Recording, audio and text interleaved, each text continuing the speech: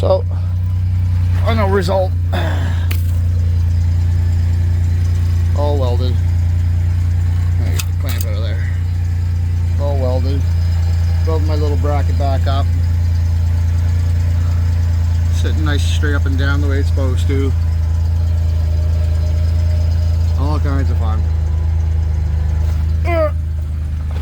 Yes, it's in rough shape, but he needs it.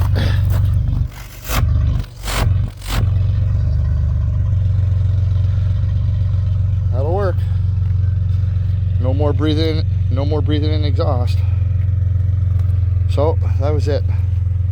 2008 Dodge Caravan Resinator muffler replacement. So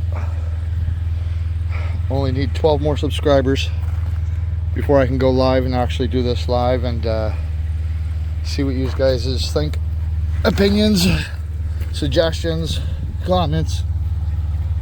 Let me know. Please like and subscribe, and we'll catch you in the next video. Thanks for watching. Have a good day.